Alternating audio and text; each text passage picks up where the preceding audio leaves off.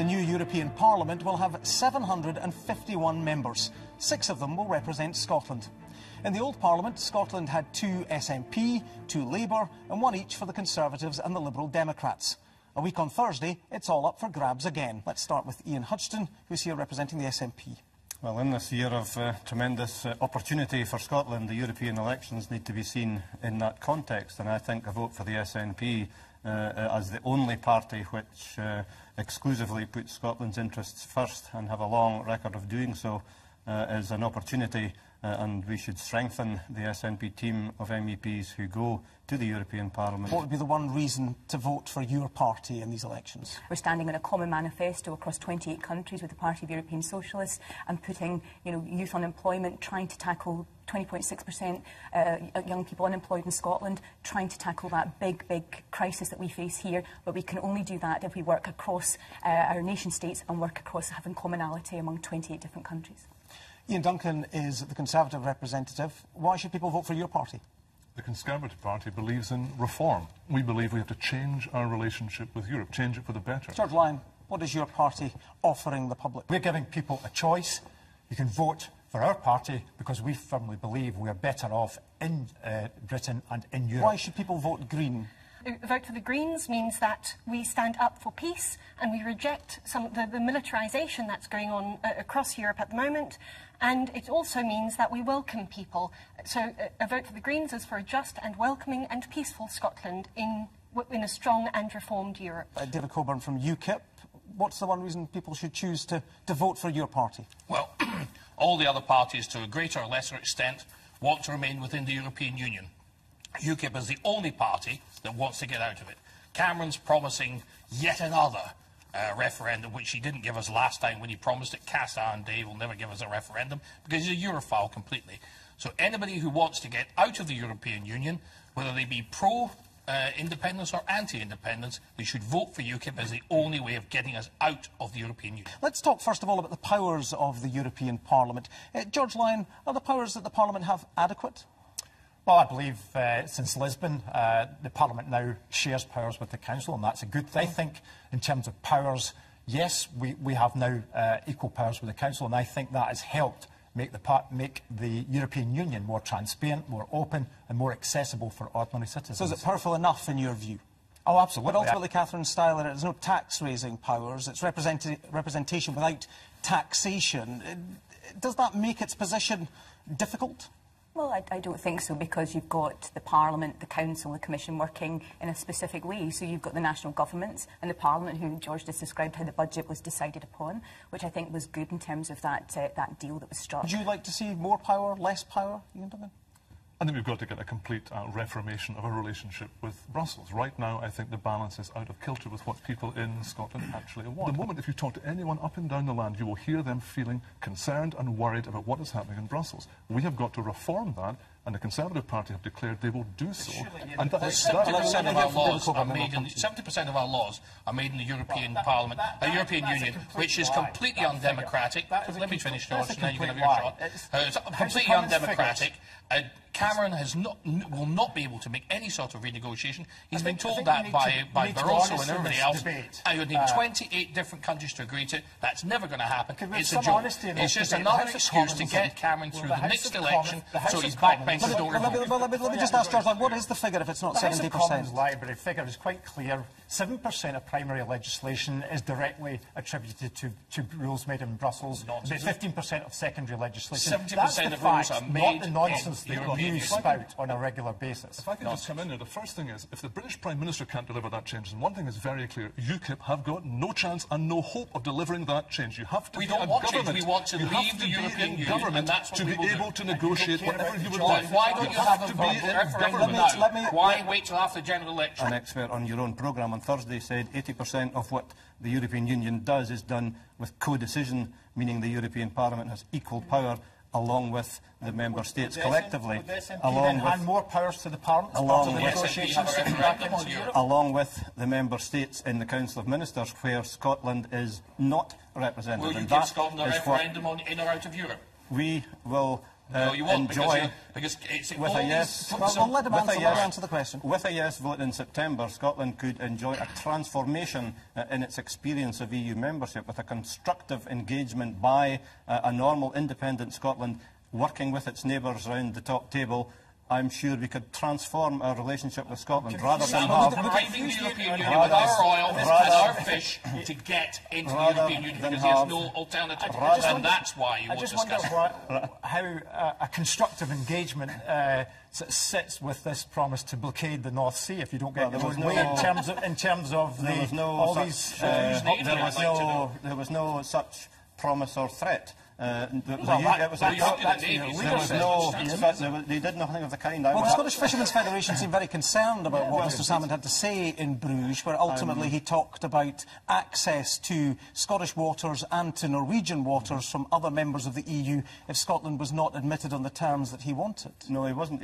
What he was saying was that as Scotland, independent in the European Union, has a great deal to offer, as well as a great deal in terms of participation. Let's talk about a question about a referendum, first of all, because I want to ask others about the referendum as well. On in-out the European Union. I think I would like to judge Scotland's relationship with the European Union as Scotland, which we have not had the opportunity to do so far. What is your position on a referendum? I think Ed Miliband's position is very clear. For any new transfers of power, there will be an in-out referendum. But as far as at the moment in 2015, that's you know, if we are successful, which I hope we are in the 2015 general election, Ian's over there, but I hope that we will be. Ed Miliband is very, very clear about that. No one here, except UKIP, are offering an in-out referendum What's your on the position European on the Union. NHS, David? What do you think about the National Health Service? We're here to discuss Europe, aren't we?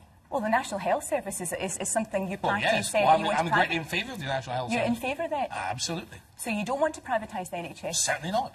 So that's different from what your party says? No, we do not want to privatise the NHS. Your view, your party's view, because referenda, it seems, are all the rage when it comes to Europe. What's your party's view on this? Our party's view at the moment is in Scotland, we do not hear any hankering for a referendum. If that changes, of course, we will support it. And our position, we are Democrats, so we would support the calls for a referendum. And our position would be to stay within Europe. Let me ask you about something, if we move on to another issue here, about something that perhaps Europe could and maybe should be doing, and that's in the issue of foreign affairs. Ian Hudson, what should Europe be doing about Ukraine and Russia? Well, the EU and with its foreign affairs team has been very much involved in trying to make peace and to protest, most certainly, what's been going on in Ukraine, and will continue to do so. Is it taking a firm enough line, though? Well, I think that, it's a very difficult kind of issue to deal with, but there's no question that the foreign affairs team of the European Union, the High Representative, has been very much hands-on there in trying to offer support to people in Ukraine, and to certainly condemn what's been happening on the part of Russia. Well, if you look at the situation now, we were having a chat earlier about referendums. And we talk about referendums in a serious way. What you're witnessing right now out in Ukraine is anything but a serious use of referendums. The worst possible use and abuse of what should be a democratic process. The reason we're in this mess in the first place in Ukraine is because Cathy Ashton, who's the European Foreign Minister, who everybody agrees is not up to the job, has been empire building in the East. They gave expectations... let me just finish. Let me just finish. We heard what you had to say. They gave outrageous expectations of the Ukrainians, and everybody knew that at the end of the Cold War, that was part of the Russian sphere of influence. Now, all this problem has been caused, the invasion and everything else, because the European Union were trying to build their empire in Eastern Europe. But they were doing that, to be fair, they were doing that with the blessing of many politicians. Not with the blessing of UKIP, I can assure you. And because what's been happening here is that it's now led to all the other Eastern European countries, from Poland to Latvia, whatever else, very worried about the Russians, because there was a clear demarcation of where the Russian sphere of influence ended and where the European Union's sphere of influence began. And because the European Union has gone over that, that's why we're now in the trouble. This one is led into World War III. Is the EU partly to blame? It's all very well to say, yeah, Russia has us over a barrel because it can cut off the oil supply. But they cut off the oil supply to the West. They cut their own throat economically. So I think you've got to be very careful. This is a two-way street. You may think that they have some pressure to apply by using sanctions on oil or gas, but it works both ways. That will damage their economy. Okay, all the more reason we're not going into the Ukraine in the first place, which was what Cathy Ashton did. Okay, and the European Union. I don't know how many of you here, I don't think any of you here, apart from myself, have been involved in business, but I very much worry about what's going to happen while all this havering is going on and all this gnashing of gums. What's going to happen to Scottish business in the meantime? We don't know what currency we're going to have. We don't know what country we're going to be part of. So you think coming out of the EU would be a bad thing? I think coming out of the EU is a great thing for Great Britain, but I think it's an appalling thing for Scotland. What's the difference? Well, the serious difference is Britain as an economic power. We have a currency that works. The European Union has a currency that does not work. It's been a catastrophe in southern Europe. Together, Scotland and England have punched way above their weight, economically and politically. So why is it for right for Scotland to stay in Europe and the rest of the UK to quite frankly, we must leave together. Well, I think if Scotland's going to be independent, many people are going to vote for me in the election, are going to vote for UKIP from the Scottish National Party because they agree with Gordon Wilson that they want Scottish independence. Scottish independence, as being so-called Scottish independence off by Salmond, is simply rule by Brussels and financial rule by Frankfurt. It's not independence. It's just removing... what sort of independence is that? The whole thing is a complete waste of time. But you just said that it would be a disaster. It would be a disaster if Scotland left on its own. It would be for the first time. It would be for the first time. We need to leave as Great Britain, not as individual. Having its own right of input to the European Union, its own right Scotland to would simply be dominated. on its terms. All you're doing is handing. You're not offering independence. You're offering. Scottish Nationalist Party is not the Scottish Nationalist Party. It's the anti-English party. They simply want to offer.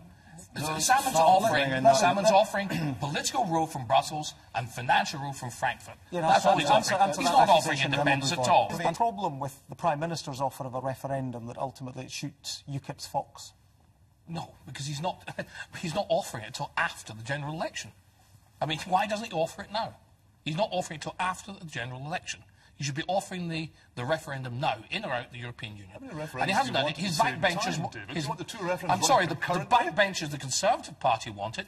We've got so many people coming over from the Conservative Party to UKIP and from the Labour Party to UKIP as well, because they believe we should have a referendum on this now. We're the only party promising it. No, you're not promising it. So, Cameron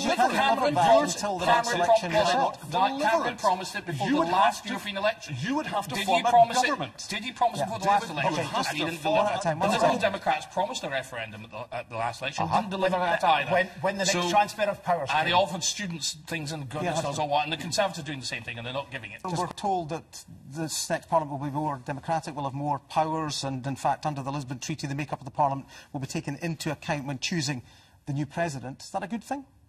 I don't think it's going to be any more democratic than it ever was. I think it's a monstrous dictatorship.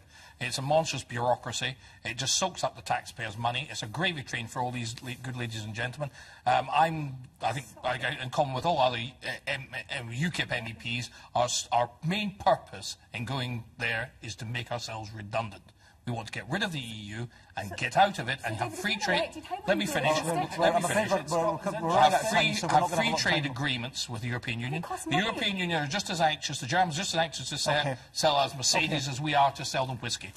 And that is all from us here at Pacific Quay in Glasgow.